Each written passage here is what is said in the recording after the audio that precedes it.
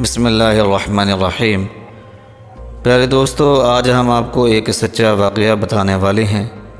یہ واقعہ جو ہے یہ قائد اعظم رحمۃ اللہ علیہ کی ذہانت کا منہ بولتا ثبوت ہے۔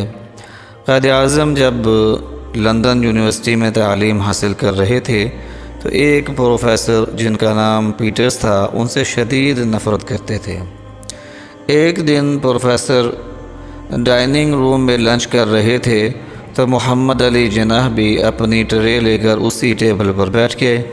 پروفیسر صاحب کو اچھا نہ لگا اور انہوں نے طنزیہ کہا، کیا آپ کو پتہ نہیں کہ ایک پرندہ اور سور ساتھ بیٹھ کر نہیں کھا سکتے؟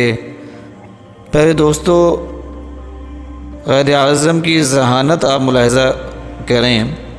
جناح نے پر اطمینان لہجے میں جواب دیا کہ آپ پریشان نہ ہوں، I will fly to other table، کہ میں کسی اور ٹیبل پر اڑ کے چلا جاؤں گا۔ یعنی انہوں نے اپنے آپ کو پرندہ سے تشبیہ دی اور پروفیسر کو سور کے ساتھ۔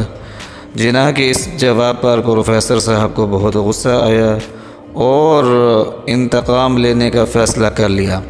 اگلے ہی دن پروفیسر نے جناح رحمۃ اللہ علیہ سے سوال کیا کہ اگر تم کو راستے میں 2 بیگ ملیں اور ایک میں دولت ہو اور دوسرے میں دانائی ہو تو تم کس کو اٹھاؤ گے؟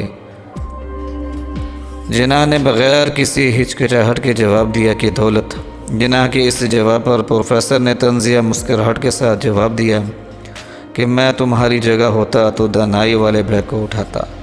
جناح نے جواب دیا کہ ہر انسان وہی چیز چاہتا ہے جو اس کے پاس نہیں ہوتی۔ تو پیارے دوستو، پروفیسر جو ہے وہ لاجواب ہو گیا۔